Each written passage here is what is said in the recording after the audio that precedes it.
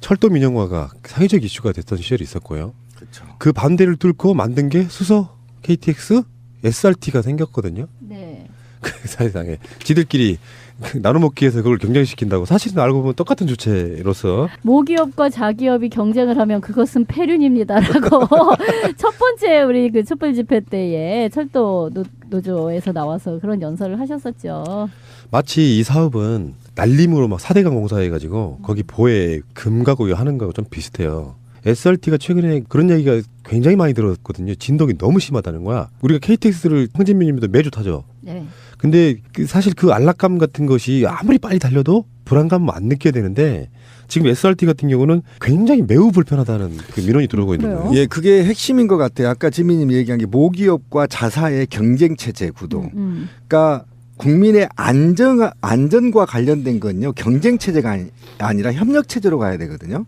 근데 이게 성과 중심제를 도입하면서 경쟁 체제로 가다 보니까 저비용 고효율을 올리기 위해서 이런 현상이 벌어지는데 저는 이 기술적으로 용서가 안 되는 게 뭐냐면 너무 진동이 심해서 바퀴를 깎았더니 진동이 덜하더라 이렇게 발표를 해요. 그건 뭔 소리야? 깎으면 저도 안 되는 무슨 거 아니야? 말인지를 모르겠어요. 바퀴를 깎았더니 진동이 잦아들었다. 이게 무슨 얘기예요? 바퀴를 깎는다는 게 뭔 얘기지? 파이를 줄였다는 얘기인가? 아니면 바퀴가 그러니까 이게요. SRT가 뭐냐면 고속전철에서 쓰고 남은 것을 재활용하는 모양이에요.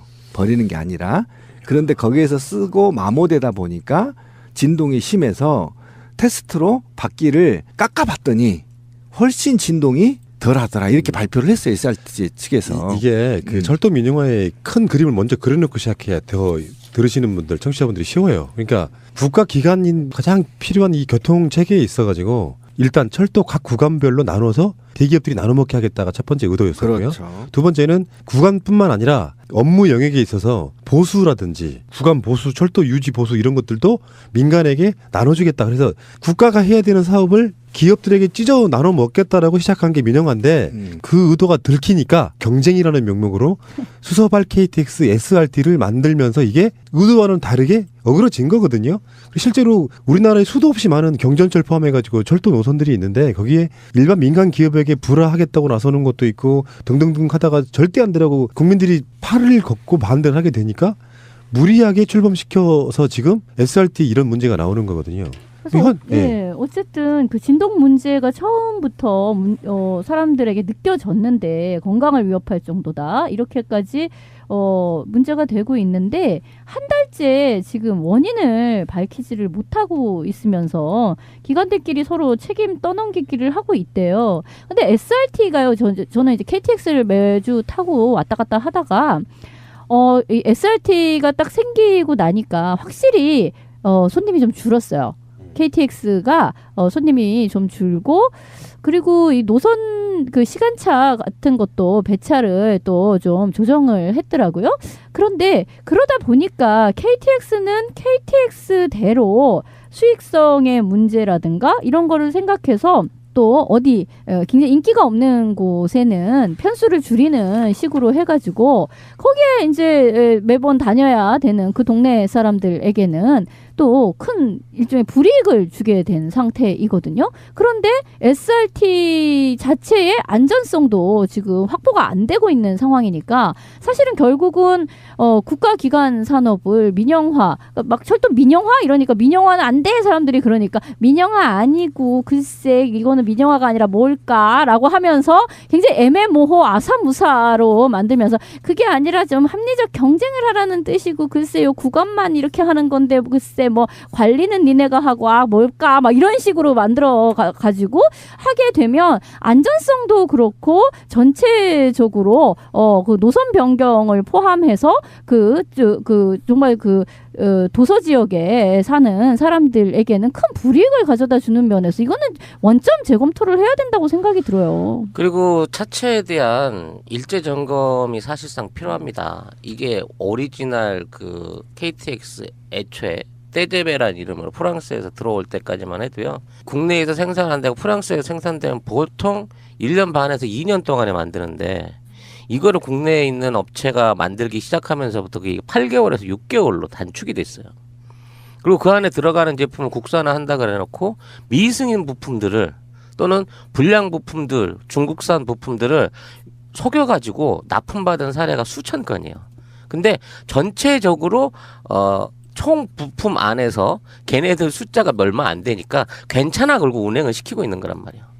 근데 이 정도 고속으로 달리는 열차가 진동에 취약하다고 하는 거는요, 이거는 엄청난 큰 사고에 영향을 미칠 수가 있어요. 이거 지금 350km까지 나온다고 그러는데요. 이 300km 이상을 달리는 열차 탈선을 하거나 달리던 과정에 뭐 축이라든지 어떤 그 내부 부품 안에서 문제가 생겨가지고 만일 사고가 난다 그러면 이건 어마어마한 재난이 되는 거죠. 지금 그 SRT라고 하는 게 우리는 뭐 무슨 뜻일까 생각해 보면은 소소 이게 아니고요. 슈퍼, 라피드, 트레인의 약자입니다. 라피드 자체가 빠른 초고속 이런 뜻이거든. 거기다 수포를 붙여놓은 거예요. 초고속. 근데 이 속도만 지향하다 보면은 이 좁은 땅덩어리에서 서울에서 부산 가는데 한 몇십 분 더 간다고 중요한 게 아니라 더 앞서야 되는 전제가 필요해. 안전이죠. 그렇지. 그래서 이게 이런 경쟁하다 보면 언젠가 세월호 참사 같은 대형 사고 또 납니다. 네, 저도 선진국에서 계속 일어나고 있고요. 특히 일본에서도 자주 일어나죠. 떼제베도 많이 뒤집어지죠. 그러니까 이 진동의 문제가 불편하다고 느끼는 건 뭔가 말도 안 되는 부하가 걸려 있거나 속도를 내는 데 있어가지고 굉장히 매우 불편한 상태에 있다고 하면 이게 사고로 연결되는 건 시간 문제라니까요. 기술적인 문제가 아까 찌라시님이 얘기한 그러니까 과잉 경쟁 체제 또는 아직은 이제 민간에 가지 않았지만 통신이 대표적인 겁니다. 저는 계속 우리 방송에 통신을 물고 늘어지는데 통신은 또 공공재거든요. 그 이동수단도 공공재입니다. 누가 독자지해서는 안 됩니다. 그런데 이것들이 전부 민영화되면 쉽게 말하면 이득이 남는 곳은 민간이 직접 가져가 버리고 이득이 나지 않는 아까 이득이 안 난 부분은 이제 자사가 직접 관리함으로 인해서 그리고 나서 이제 이들은 경쟁체제라고 도입해서 자사 황금 노선은 자본한테 주고 나서 경쟁에서 딸린다 해서 또 구조조정을 하게 되거든요. 이게 뭐냐면 그래 큰 틀에서는 공사 도태 노조 활동의 말살인 것이고요. 사실상 민간한테 특혜를 주는 겁니다. 누구한테 줄 건데? 신비한테 줄 거예요? KTX를 안 줄 거잖아요. 어차피 대기업이 가져가게 되는 것이고 그러면 결국은 지금 민영화 비율이 일본이나 미국보다 더 많이 됐다는 거잖아요. 우리나라가.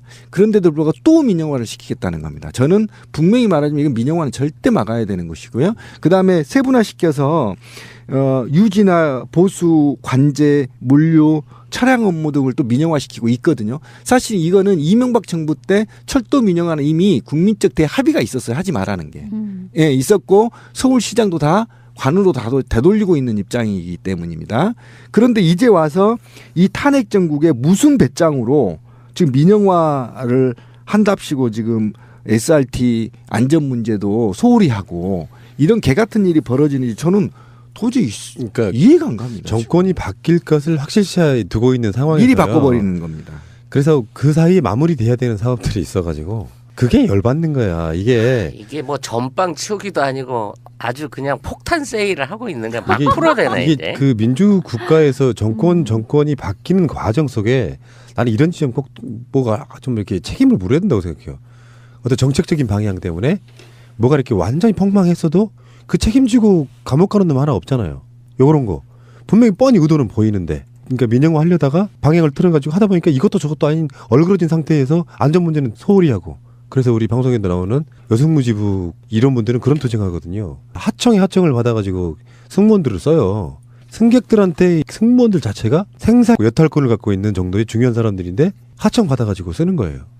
그들에게 KTX의 모든 얼굴 KTX 전부인 사람은 승무원들인데 그 승무원들은 하청 받아갖고 쓰는 거야. 단지 비용 문제 때문에.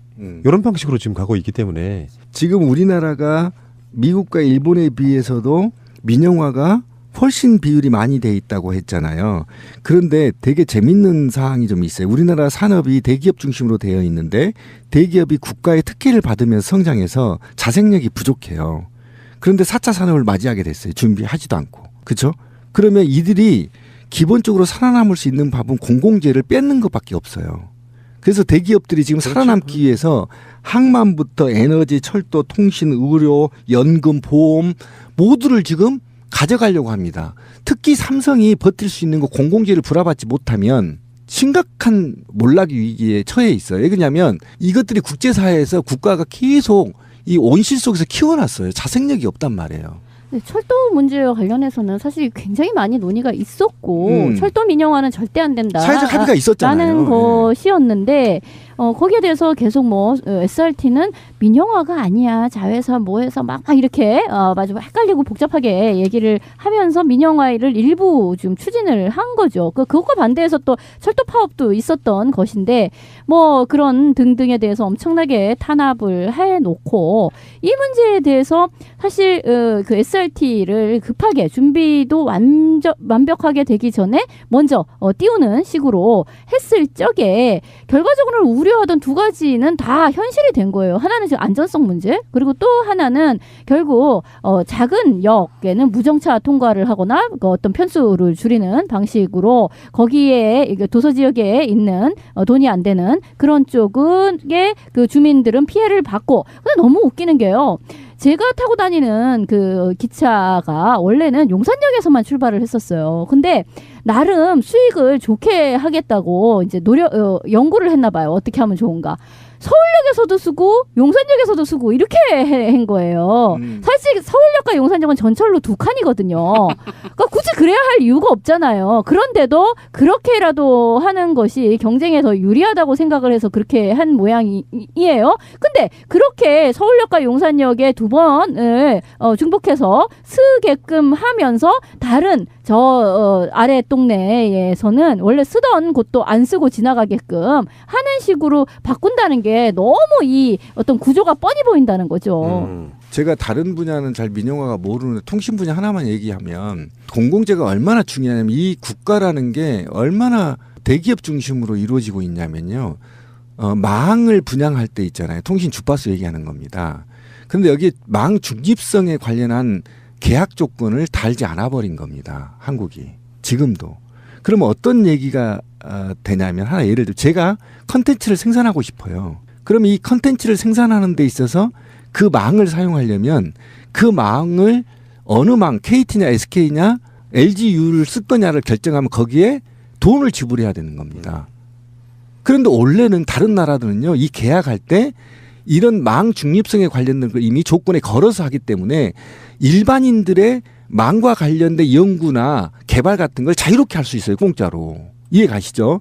이렇기 때문에 우리나라는 민영화가 무조건적으로 공공재를 유지 발전시켜야 된다는 쪽으로 가지 않고 그냥 민간에 따다 넘기는 식으로 되기 때문에 그 이후에 산업의 생태계가 붕괴될 가능성이 있다란 말이에요. 그래서 민영화는 공공재 민영화는 굉장히 신중해야 되고 국민적 함의가 있어야 된단 말이에요. 그렇지 않으면 이게 굉장히 다 우리 손해로 온단 말이에요. 지금 보세요. 통신비가 가계 지출 비용의 20%를 넘고 있다고 하잖아요. 이건 충격적인 일입니다.